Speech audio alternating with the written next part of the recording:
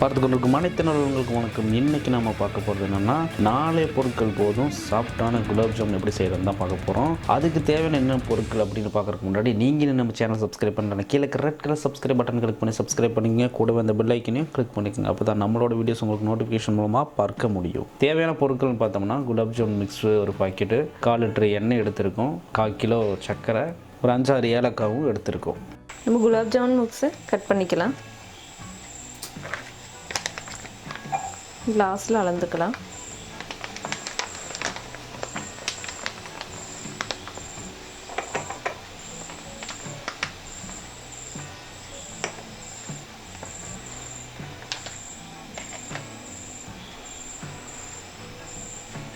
நம்ம ஒரு class gulab jamun mix எடுத்துருக்குறோம்.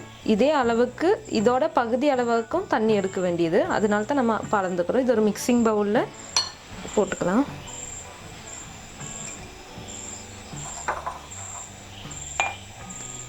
இப்போ நம்ம இந்த ஒரு கிளாஸில் இந்த மிக்ஸ் எடுத்துருக்குறோம். இதோட பகுதி தண்ணி ஊற்றி மிக்ஸ் பண்ணிக்குவோம்.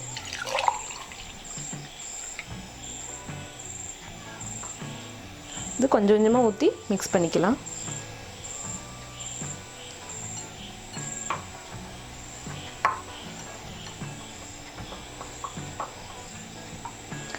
தண்ணி கூடுதல் ஆயிடுச்சுன்னா அது கரெக்டாக வராது. அதனால் கரெக்டாக தண்ணி அளவோடு கரெக்டாக இருக்கணும். இதோட பதம் எப்படி இருக்கணும்னா, நம்ம சப்பாத்திக்கு மாவு பிசைகிற அந்த பதத்துக்கு இருக்கணும். இதோட பதம் எப்படி கரெக்டாக இருக்குதுன்னு தெரியும்னா, நம்ம இந்த மாவு இப்படி கையில் ஒட்டி இருக்கிறது ஒட்டாமல் வரும். அப்போ கரெக்டாக அதோட மாவு செட் ஆயிடுச்சுன்னு அர்த்தம். ஃபஸ்ட்டே நீங்கள் இந்த தண்ணி எல்லாத்தையும் ஊற்றி மிக்ஸ் பண்ணிடாதீங்க. அப்போ பின்ன தண்ணி கூடுதலாகிடுச்சுன்னா புத்திமுட்டாயிரும். அப்படின்னா தான் இதோட கரெக்டு பதம் எப்படின்னு நமக்கு தெரியாது. அதனால் கொஞ்சம் கொஞ்சம் தண்ணி விட்டு இந்த மாதிரி பிசைஞ்சு எடுத்துக்கோங்க. இப்போ இந்த மாவு கரெக்டு பதத்துக்கு வந்துடுச்சு. ஏன் தானே என் கையில் இப்போது மாவுன்னு ஒட்டலை, எல்லாமே கரெக்டாக இருக்குது. இது நம்ம இப்போ ஒரு 5லேருந்து 7 நிமிஷம் வரை அப்படியே வைக்கணும். அது ஊறட்டும். அதுக்கப்புறம் சின்ன சின்ன உருண்டையாக உருட்டிக்கலாம். நம்ம இப்போ 5லேருந்து 7 நிமிஷம் ஆயிடுச்சு. நம்ம இது சின்ன சின்ன உருண்டையாக உருட்டிக்கலாம். இப்போ இத்தனை மாவுக்கு நமக்கு ஒரு 40 உருண்டை, மினிமம் 40 உருண்டையாவது கிடைக்கும். சின்ன சின்னதாக உருட்டிக்கலாம். நம்ம எண்ணெயிலிட்டு பொரிக்கும் போது ஒரு அளவுக்கு கொஞ்சம் பெருசாக இந்த மாதிரி சின்ன சின்ன உருண்டையாக உருட்டி வச்சுக்கலாம்.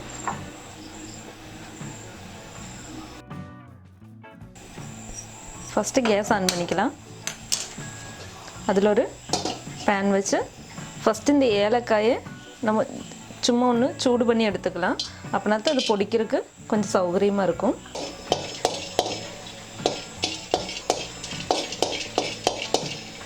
இந்த அளவுக்கு சூடான மாதிரி இதை எடுத்து மாற்றி வச்சிடலாம்.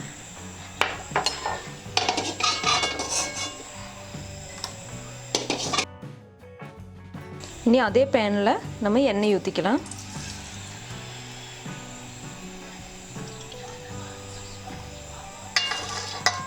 எண்ணெய் சூடாகட்டும். அடுத்த அடுப்பு பற்ற வச்சுட்டு அதில் ஒரு பேன் வச்சுக்கலாம். இது நம்ம இப்போ பாகு ஆச்ச போகிறோம். இனி நம்ம இந்த சுகரை பேனில் ஆட் பண்ணிக்கலாம். இப்போ எத்தனை சுகர் ஆட் பண்ணமோ அதே அளவு தண்ணி ஊற்றிக்கலாம். இந்த அளவுக்கு நம்ம தண்ணி ஆட் பண்ணிக்கலாம். இனி ஜஸ்ட் ஒன்று இலக்கி விட்டுக்கலாம். இனி இது சர்க்கரை கரைஞ்சி பாகாகட்டும். நம்ம இப்போ இங்கே எண்ணெய் சூடாக இருக்குது. இதை நம்ம பொரிச்சு எடுத்துக்கலாம்.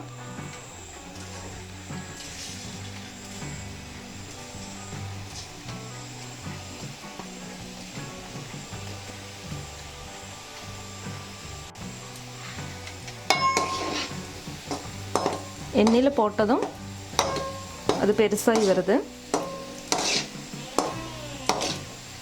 எப்போ கேஸை சிம்மில் வச்சுக்கோங்க, இல்லைன்னா வெளியே ஒருபாடு கரிஞ்சிரும், உள்ளார வேகாது. இனி கொஞ்சம் கூடி கோல்டன் 1-2 கோல்டன் ஆயிடுச்சு. இனி 1-2 கோல்டன் ஆகிறதுக்கு இருக்குது. இனி கொஞ்சம் நேரம் கூடி இருந்தால் எல்லா பக்கம் கோல்டன் கலர் ஆயிரும். கோல்டன் கலர் ஆகாத பக்கம் திருப்பி விட்டுக்குங்க.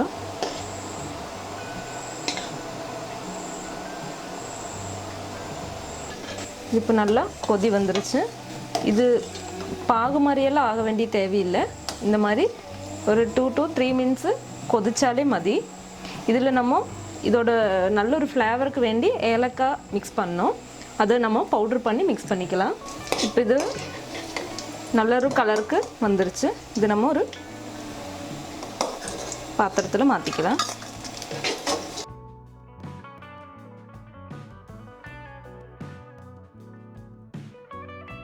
பாக்கியில் உருண்டையும் நம்ம எண்ணெயில் போட்டு பொரிச்சு எடுத்துக்கலாம்.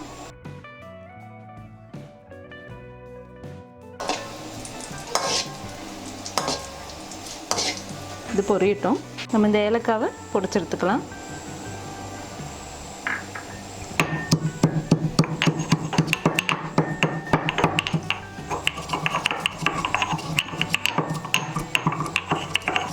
பொடிச்சாச்சு. நம்ம ஒரு பவுலில் மாற்றிக்கலாம்.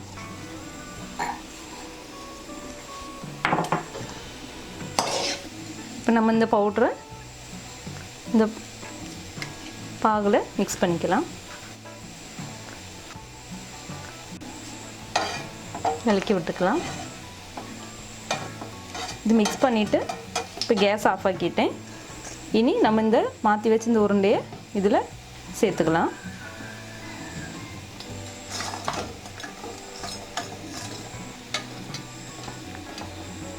இந்த உருண்டை இந்த பாகில் கடந்து ஒரு 30 நிமிஷம் ஊறணும். இது ஊறும்போது இதை விட இன்னும் கொஞ்சம் பெருசாகும். அப்போ தான் நமக்கு சாஃப்டாக டேஸ்ட்டாக இருக்கும். இனி பாக்கியுள்ள இதையும் நம்ம இதில் மிக்ஸ் பண்ணிக்கலாம். இது ஒரு 30 மினிட்ஸு இதில் கடந்து ஊறட்டும், பாகில் கடந்து ஊறட்டும். அப்படின்னா தான் நமக்கு உப்பி நல்லா பெருசாக சாஃப்டாக வரும். பின்ன அதுக்கப்புறம் நம்ம ஒரு சர்விங் பவுலில் மாற்றிக்கலாம்.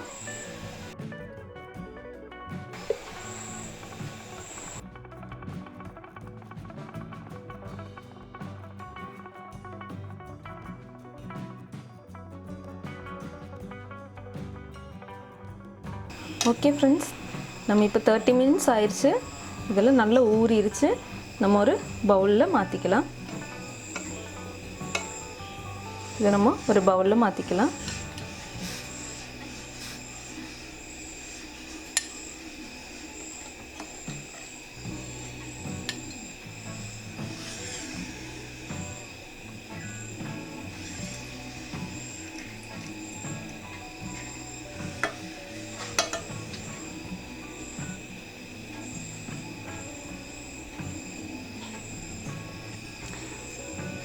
இது எவ்வளோ சாஃப்டாக இருக்குதுன்னு நான் இப்போ ஒன்று கட் பண்ணி காணிக்கிறேன்.